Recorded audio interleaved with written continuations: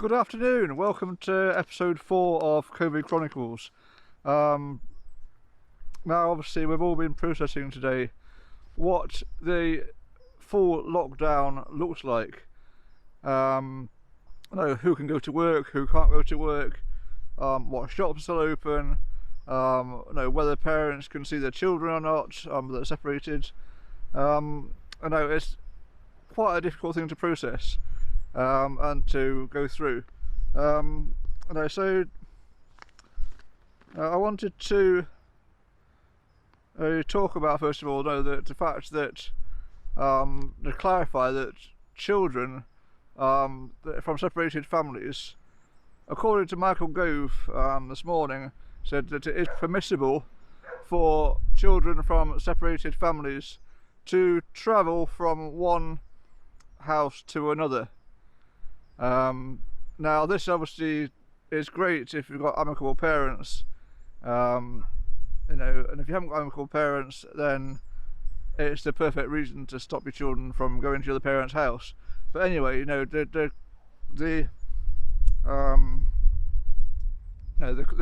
it's been clarified that it is okay for children to go from one parent to another. Now obviously, I'd really highly recommend that you're not spending time at each other's houses or whatever, that you would pick them up from the roadside or from the gate, whatever that is, so you're not coming into contact with other people where you don't know where they've been and what they're doing other than your child. So obviously keep interpersonal contact to a minimum with regards to that, but just to clarify that you can go and see your children if you're from separated families. So now moving on now to schools. Schools are still open for key workers and for children with EHCPs. Now I've been hearing from teachers today that the number of children attending schools is going down and down, as is the number of staff that are there to support them. It's quite right that children should not be in school, even of key workers.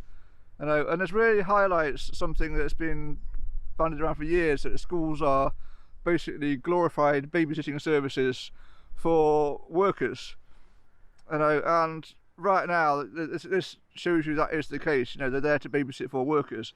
However, if you've still got 20, 30, 40 children going into a school environment, it may be more than that in some special schools, then they are mixing and spreading these germs around. They are potentially putting those germs back out into the community. And I find it's a massive concern that children of medics, frontline staff, of people that are dealing with coronavirus victims or sufferers, are going back to parent their children at night time or whenever they're at home, and then they are the children are being sent out to school the next day, and therefore you have the perfect environment to spread the disease back into the community. I know it's a real difficult balancing act of how we're going to make sure the key workers have access to their jobs, but if what they're saying about the disease and the spread of disease and the risk of disease is true, then your children being put into those schools is spreading disease, full stop. Okay, so that kind of leads on to supermarkets and which shops are still open. So there was a big long list earlier on I was reading of shops that are still allowed to be open and things that are closed. Among those things that were allowed to be open were hardware stores and bicycle shops. Now, God only knows why bicycle shops are still open. They are non-essential, to most people's needs. Doesn't make sense to me, but that is the case. And hardware stores like Wickes and B&Q and Screwfix are being allowed to stay open. However, having checked out their website this morning, they are not opening to the public. You know, they are opening for a very, very limited range of products. You know, they're saying they will supply only essential products. Now, what classifies as an essential product? You know, does getting a gas can for your gas cooker count as essential? It probably does, because you need to eat with that. Does getting a can of paint count as essential? It probably doesn't. If they are supplying the building trade, then is that essential or not? No. Do builders need to carry on building? They probably do not. You know, do people need to carry on making emergency repairs to toilets and drains and to things that break, like boilers, whatever? Then yeah, probably they do. People need to live and survive. No, in the meantime. But it's going to be really hard to identify what is classified as an essential product and what isn't. And how they're going to work that out. No, so in Screwfix, for example, no, they have said that they're closing all the stores apart from to click and collect and for home deliveries. B&Q have said that they are closing today and going to work out what the hell they're doing tomorrow. And similar story for Wickes. You know, they are not providing services as normal at the moment. And again, you know, so but supermarkets are allowed to be open, petrol stations are allowed to be open, and strangely enough, you know, houses are still allowed to be built at the moment. You know, they're seeing the house building construction workers. That's okay. Now, one of the big house builders has said today that they're ceasing all work at the moment on their building sites. Another one hasn't, and they're taking strict precautions to ensure social distancing. You know, unless your building project is repairing something that's immediately happened over the last week or two, you know, there is almost nothing that cannot wait for 2 or 3 or 4 weeks to carry on building. No, there is no reason in the world why we can't pause building for that period of time. You know, nothing is going to change in that period of time. Nothing's going to happen to it. You know, it seems to be, again, a weird rule allowing people to get together for certain things and not for other things. You know, Sports Direct, there was controversy in the paper this morning that Mike Ashley wanted to keep the stores open, saying that, you know, fitness equipment was essential. Fortunately, the government seen sense and said, no, that's bullshit, we're not doing that. No, that's not opening. And there's a whole list of other things that are open and are closed, and most of them don't make any sense. Even things that say they're open probably aren't open. No, you need to check their websites first to make sure that know what's going on. But no, if you're going into a retail shop environment at the moment, assuming the disease spread is as I say it is, I know any shop is a high place to spread disease. And I heard that the supermarkets are implementing strict social distancing measures. They're putting up screens for the cashiers, and they're limiting the number of people in the stores at one time. Now, this is all very good, you know, to a point. I know airborne particulate diseases, things that are born through sneezing and coughing, you know, it's great to reduce the chance of transmission in some ways. But obviously, if you're in a supermarket, you sneeze into the air and that gets blown into the air conditioning system, and then, you know, we get germs blown all over the supermarket. You know, so I think that there is some confusion about what we should do. Obviously, we need to eat, we need to go shopping, we need to keep ourselves safe while we're doing that. I know the obvious solution would be some kind of home delivery service. That is obviously, they're all booked up at the moment, so we can't do that. I know there's talk about bringing the army onto the streets to help distribute food. You know, so there are all kinds of things going on there. No, the situation is evolving hourly, pretty much. Okay, so public transport is being wound down bit by bit by bit. For some reason, there were photos online today of massive crowds of people on the London Underground. just what the fuck? No, what the fuck are you doing? You know, that if, you know, you're to be taken seriously to protect the population, to those ones around you, no, we do not all need to be crowding onto a train. You know, you're not all key workers that go on those trains. No, that isn't the case. You know, if you are all key workers on those trains, then I'm afraid you're just as at risk of getting a disease as you were before.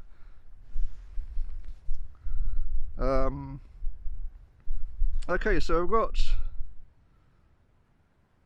the social distancing. So, you know, there's some confusion at the moment about you know, how police are going to respond to the situation we're in at the moment.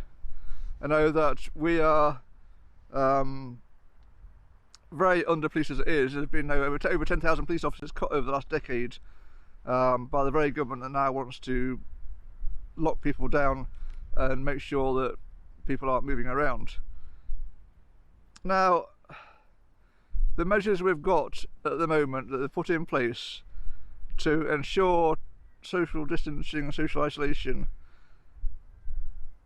are very lax.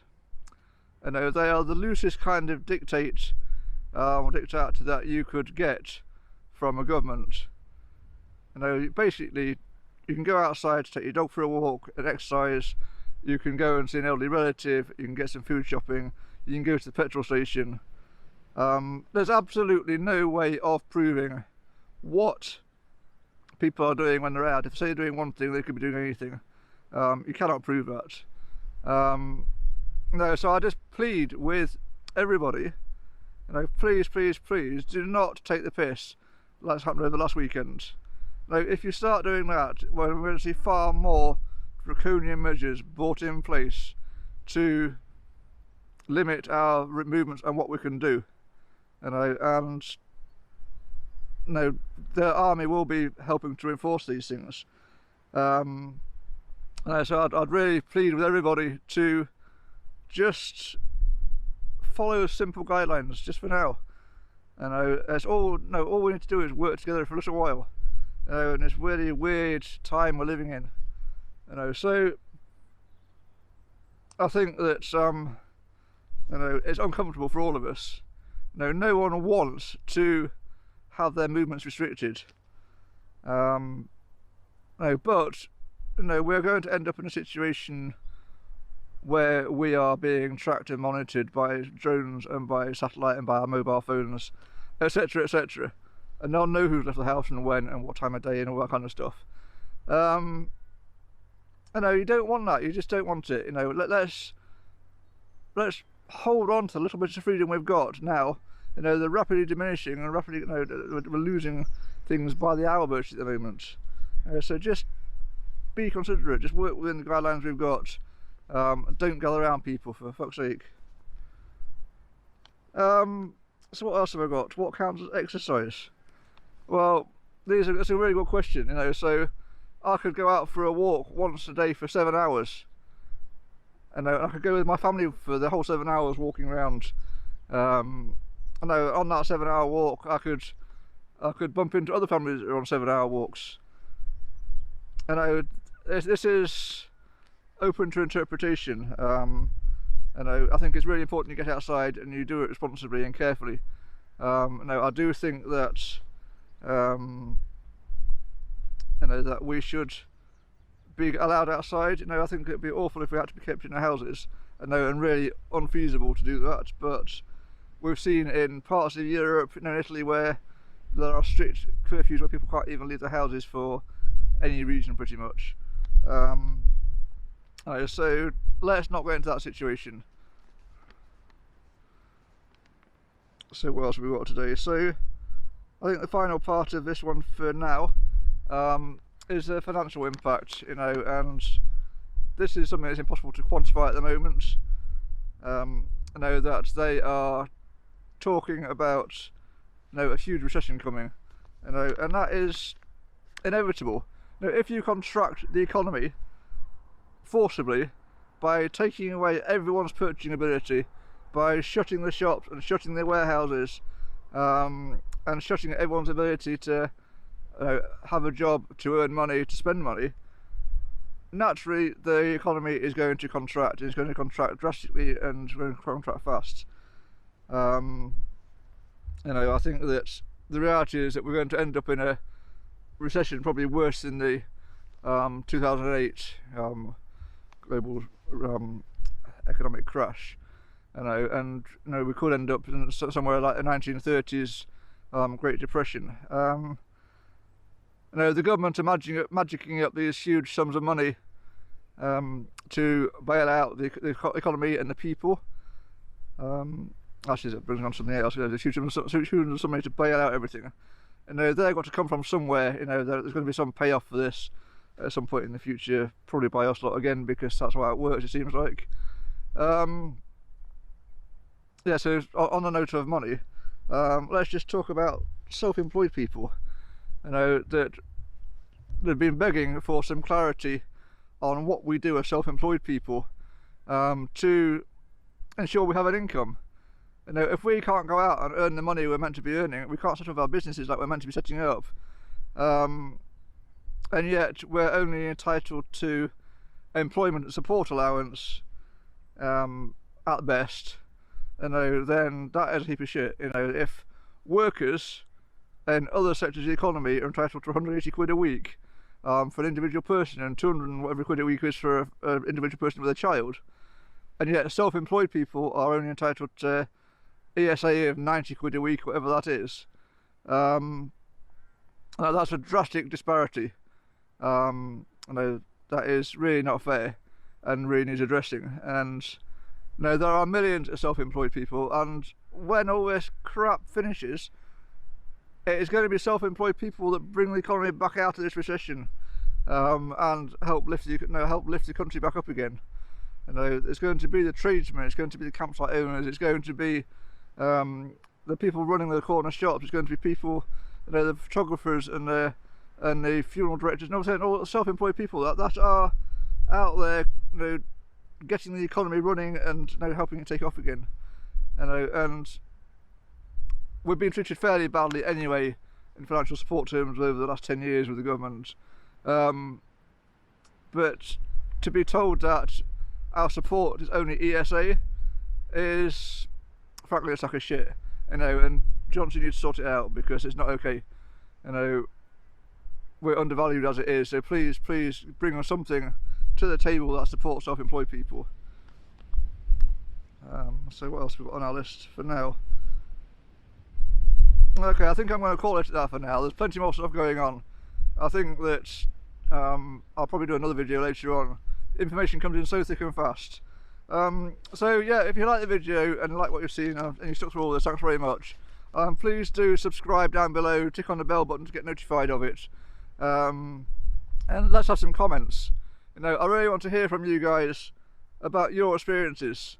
What's going on for you? How are you being affected by the COVID pandemic?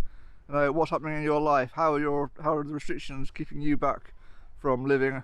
Do you know somebody that's ill directly? Are you a medic in the front line dealing with this? So please drop me a line in the comments, and I'll set up an email address for this actually, but I haven't done it yet. So drop me a line in the comments, and perhaps we can have a video call on Zoom or something like that at some point, and I'll have set up a little interview. So please do get in touch, let me know your thoughts, let me know what you want to hear about, anything you want further clarification on. I'll do my best to help do that. It's a very confusing time, so please do let me know. Okay, let's take care for now. Bye.